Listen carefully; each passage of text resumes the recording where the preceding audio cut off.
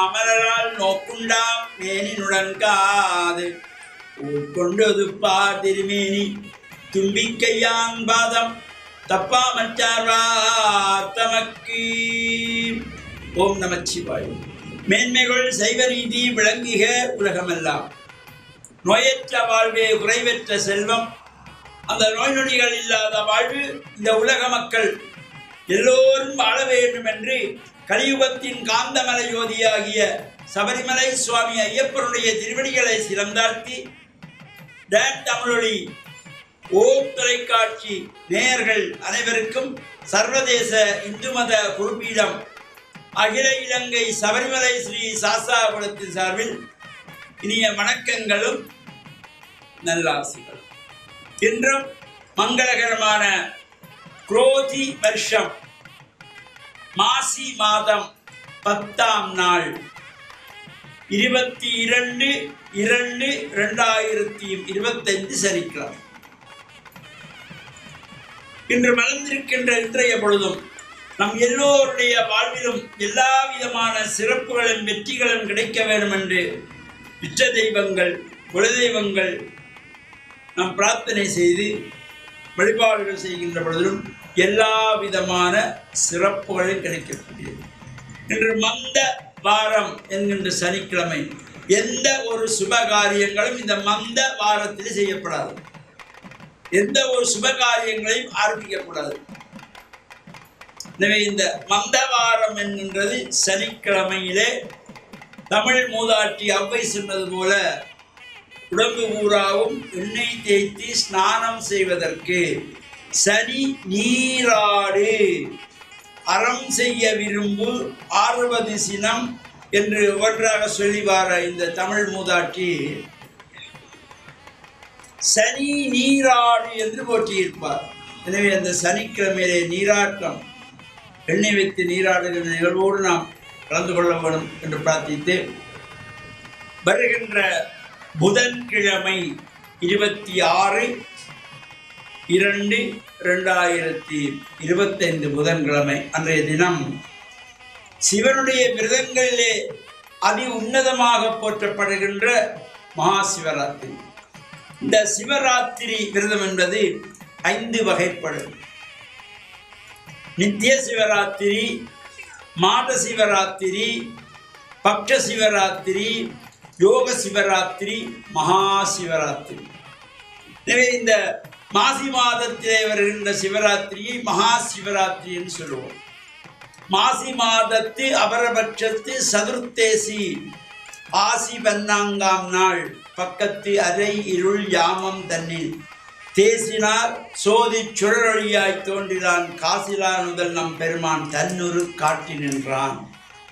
இந்த சிவராத்திரியிலே நள்ளிரவிலே 2ஆம் ஜாமத்திலே லிங்கோர்பவராக இறைவன் தோன்றிய காலம் லிங்கோர்பவ காலம்.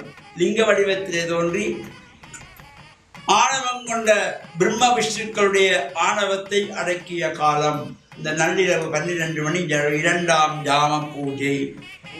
எனவே இந்த 4 யாமங்கள் நித்திரை முடிக்க முடியாதவர்கள் 2ஆம் ஜாமமாகிய லிங்கோர்பவ காலம் வரையிலாவது நள்ளிரவு 12-12:30 மணி வரையிலே கண் விழித்திருந்தாலே சிவராத்திரி பூராவும் கண் விழித்த பலன் கிடைக்கும் என்கின்ற நல்ல சிந்தனையோடு தொடர்ந்து இந்த சிவராத்திரி தொடர்பாக நாம் சிந்திப்போம் என்று கூறி டான் தமிழொலி ஓம் தொலைக்காட்சி நேயர்கள் அனைவருக்கும் சர்வதேச இந்து மத குருபீடம் அகில இலங்கை சபரிமலை ஸ்ரீ சாஸ்தாபுரத்தின் சார்பில் நல்ல ஆசிகளை கூறிக்கொள்வதில் மனமகிழ்வு கொள்கிறோம். சர்வே ஜனாக சுகினோ பவந்து சமஸ்த சன் மங்களான் சன் சுபம்.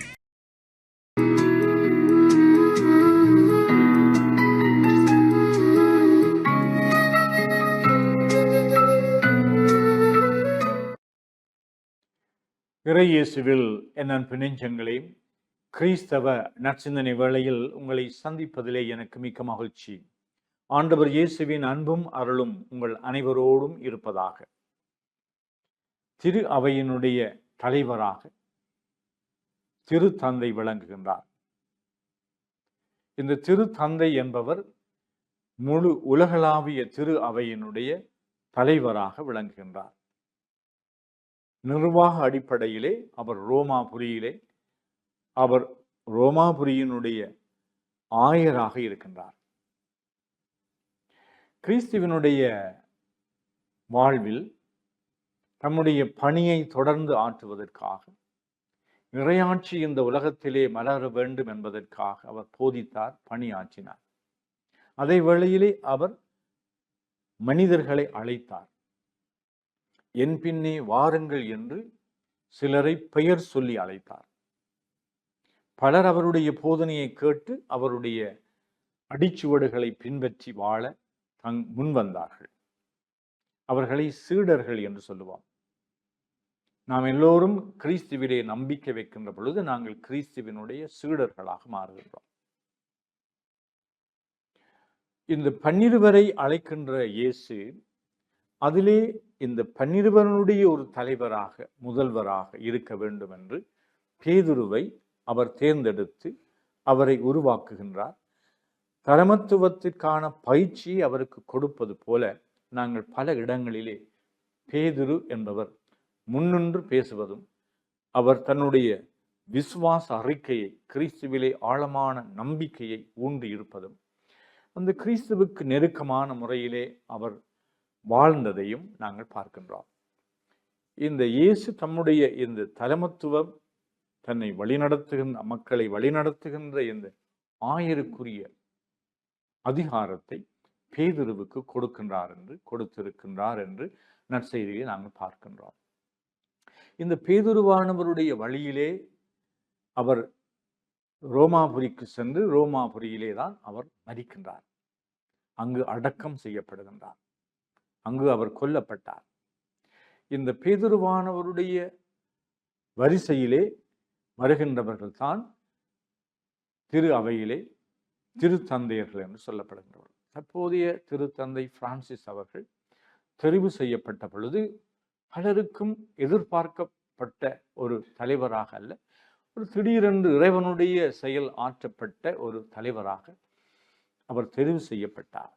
பலர் வியந்தார்கள். எந்த நாட்டிலே இருந்து வர வேண்டும், எந்த விதமான ஆளுமை கொண்டவராக இருக்க வேண்டும் என்றெல்லாம் பலர் கற்பனை செய்திருக்கலாம். ஆண்டவருடைய தேர்வை பற்றி அவர் பேசுகின்ற பொழுது, இந்த உலகத்தினுடைய ஒரு கோடியிலே இருந்து என்னை தெரிவு செய்திருக்கின்றார்னு சொன்னார். அடுத்தபடியாக மக்கள் முன்னிலையிலே இந்த திருத்தந்தை அவர்கள் தோன்றிய பொழுது அவர் தலை குனிந்து என்னை ஆசீர்வதியுங்கள், எனக்காக மன்றாடுங்கள் என்று சொன்னார். இந்த என்னை ஆசீர்வதியுங்கள், எனக்காக மன்றாடுங்கள் என்று சொல்லுகின்ற இந்த தலைவர், இந்த திருத்தந்தை அவர்கள் எங்களுடைய தலைவராக நாங்கள் அவரை ஏற்றுக்கொள்ளுகின்ற பொழுது, இந்த முழு திரு அவையினுடைய தலைவராக ஏற்றுக்கொள்ளுகின்ற பொழுது அவருக்காக நாங்கள் மன்றாடுதல் என்பது எங்களுக்கு ஒரு கடமையாக இருக்கின்றது. அவரை எங்களுடைய உளமாற நாங்கள் ஏற்றுக்கொள்கின்றோம். கிறிஸ்துவினுடைய ஒரு பிரதிநிதியாக இருந்து இந்த திரு அவையை வழி நடத்துகின்றார். நிச்சயமாக இவருடைய தேர்விலும் இவருடைய இந்த பணியிலும் அவர் மீது ஏராளமான வரங்கள் இறைவனால் அருளப்படுகின்றது. தூய ஆவியானவருடைய செயற்பாட்டிலே அவர் வழிநடந்து செல்லுகின்றார் என்பது எல்லோருக்கும் தெரிந்த ஒரு உண்மையாக இருக்கின்றது.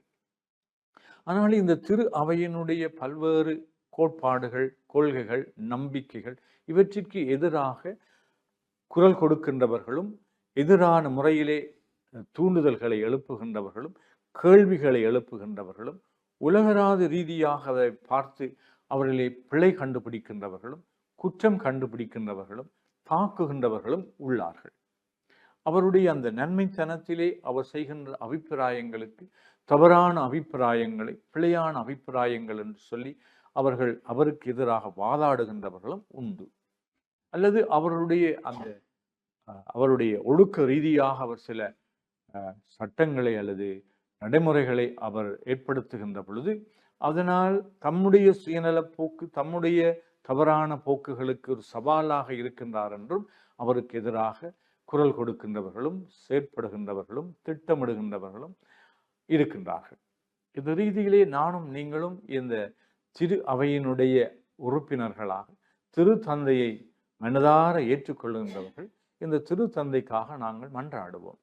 அவருடைய உடல் உள்ள ஆரோக்கியத்துக்காக மட்டுமல்ல, அவரை தூய ஆவியானவர் வழி நடத்த வேண்டும் என்றும், இந்த திரு அவையிலே அவர் திறந்த மனநிலையோடு மக்களை அரவணைக்கின்றவராகவும், அவருடைய நோக்கிலே அவர் எல்லோரையும் அரவணைக்கின்ற ஒரு தந்தையாக இருக்கின்றார். தள்ளி வைக்கப்படுகின்றவர்கள், ஓரங்கட்டப்படுகின்றவர்கள், பாவிகள் என்று சொல்லி இந்த சமூகத்திலே தள்ளி வைக்கப்படுகின்ற மனிதர்கள் எல்லோரையும் நாங்கள் உள்ளே கொண்டு வர வேண்டும், அரவணைக்க வேண்டும் என்ற செய்தியை எப்பொழுதுமே அவர் கூறி நிற்கின்றார். உண்மைக்கும் நீதிக்கும் எப்பொழுதும் குரல் கொடுக்கின்றார். எங்கெங்கு ஆபத்துக்கள், தீமைகள், அழிவுகள் ஏற்படுகின்றனவோ, யுத்தங்கள் ஏற்படுகின்றனவோ, அங்கெல்லாம் அமைதி நிலவ வேண்டும், மக்களுடைய வாழ்வு மீண்டும் அது கட்டி எழுப்பப்பட வேண்டும் என்று குரல் எழுப்பி மன்றாடுகின்ற ஒரு தலைவராக விளங்குகின்றார். இதனாலே இந்த திருத்தந்தை அவர்கள் எனக்கு யார், எங்களுக்கு யார் என்ற அந்த கேள்வியை நாங்கள் எழுப்பி அவர் சார்பாக, அவருக்காக நாங்கள் மன்றாடி நிற்போம். அவருக்காக நாங்கள் இறைவனிடம் நிறைவேண்டுதல் செய்வோம். நன்றி.